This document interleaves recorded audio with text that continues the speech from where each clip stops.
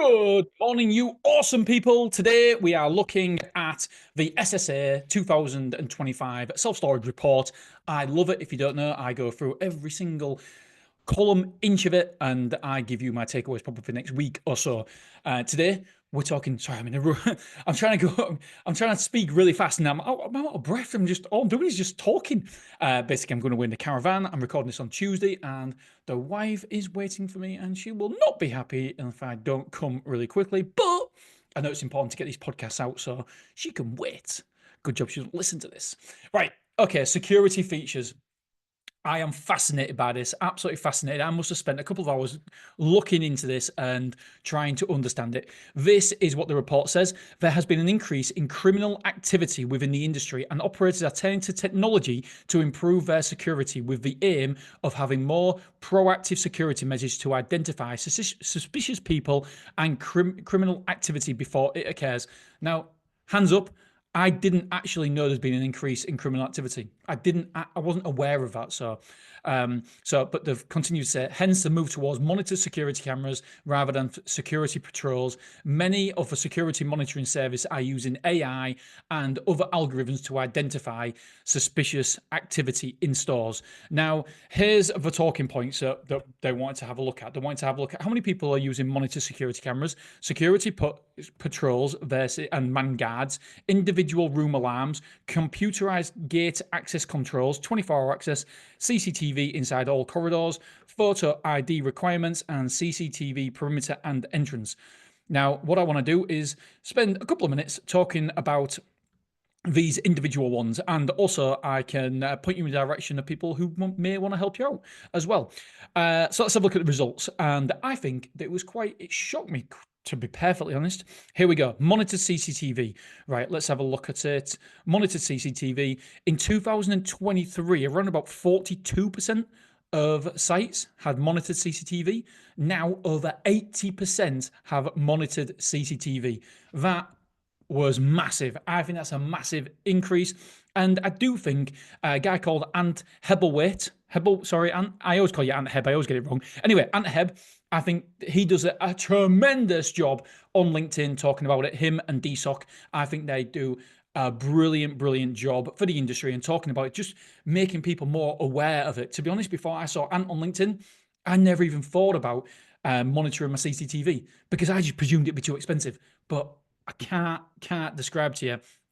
It's a lot cheaper than I thought, and ultimately, it's such peace of mind knowing that there is somebody watching over our site. I can't be without it now. I think it's incredible. So I would 100% recommend DSOC and Ant for this, and look at that growth. Honestly, I think that a lot of it is down to Ant and DSOC. 43%, I think it is, something like that, to 82 or 81%. What a growth. Nearly 100% growth in a year. And yeah, it's incredible. So monitor CCTV, I couldn't believe the growth there. Incredible. Security patrols and man guards. Now, there's been a decrease here. I said it right. Yeah, there's been a decrease here. It was around about 23% in 2023. And now it's around about 4%, maybe even 3%. So there's been a massive decrease. And to be honest, I can see why. I don't actually think we actually need security patrols or man guards or anything like that. I do know that people have done it with great success. But for me, I just don't see the return on investment for it, especially when you can get monitored CCTV so cheap now. I just think that is it's worth it for us for monitor CCTV rather than security patrols. Because if you've got a container site, you're only charging maybe £9.75 per square foot. You can't really afford to pay somebody to sit there overnight. I know, and I think Blue Self Storage have done it. I know Leeds have a self storage who do it as well, or did it. And I take my hat off to you because obviously it's fantastic, but I'm not surprised with the decrease. Only 3% of facilities now using that. Right, individual room alarms. In 2023, there was about 25%, and there's been a slight increase to around about 28%. So yeah, 23. So in 2023, I would say 25% maybe.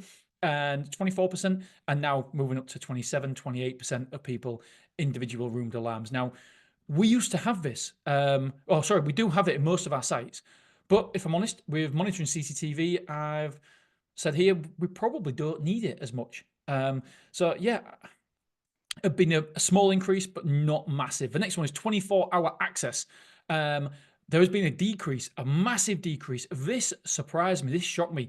In 2023, around about 45% of people had 24-hour access, myself included. Most of our sites, some of them we can't do because the planning won't allow it, won't grant us the planning approval for that. But a lot of our sites, most of our sites do have 24-hour access. In 2024, now that has gone down from 45%-ish to around about 30%.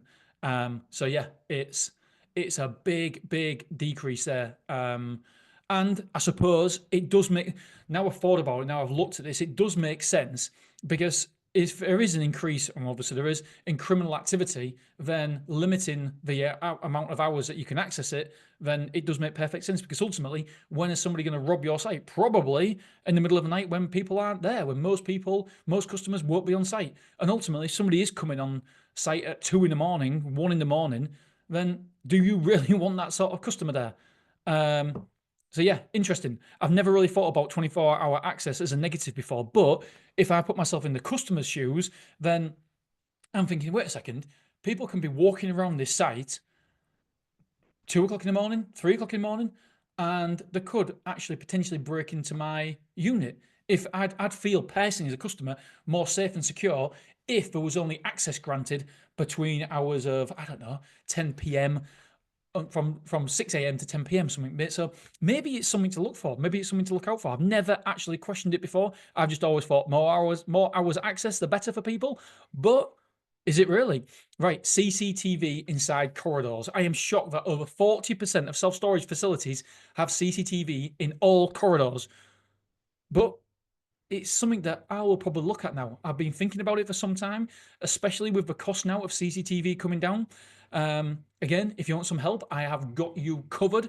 There's Adrian. He is absolutely brilliant. Adrian Standerwick. Again, hopefully I pronounced that right, Adrian. He does all my CCTV. What a top bloke. Do you know what? I'll give his number out just in case anybody wants to call them. Let's have a look. Adrian. Absolutely self-storage. Awesome guy. His number is 07808 07808 789 203 789 203.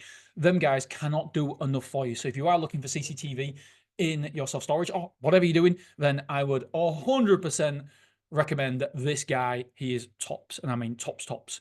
So yeah, very interesting that 40% of self-storage facilities actually have CCTV down every single corridor, which, like I say, it does make perfect sense. And it's something that we couldn't afford before, but maybe, I'm going to say maybe cash flow problems are easing, but they're never easing because we keep expanding. So maybe it's something we'll look at in the future. Yeah, so excellent stuff there. Really, I think it's really good for the industry to have security like this and make sure that we 40% of facilities have CCTV down all corridors. I think is great. Right, photo ID requirements. To be honest, I thought that just about everybody, especially everybody filling out this report, because everybody filling out this report is SSA approved, because you only fill out this report for the SSA if you're in the SSA. And to be honest, I actually thought it was an SSA requirement that you had to provide ID. So I am shocked, really, that it's not 100%. I think it's like 98% of people require photo ID. And that was in 2024. Last year, it looked like around about 97% of people did it. So I can't believe it's not 100. I think it's a no-brainer. You must provide ID. ID, definitely. CCTV, perimeter, and entrance.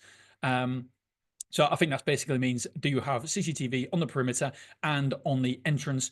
Again, I'm not surprised. Over 90% of operators have this covered. We've got it covered at every single site.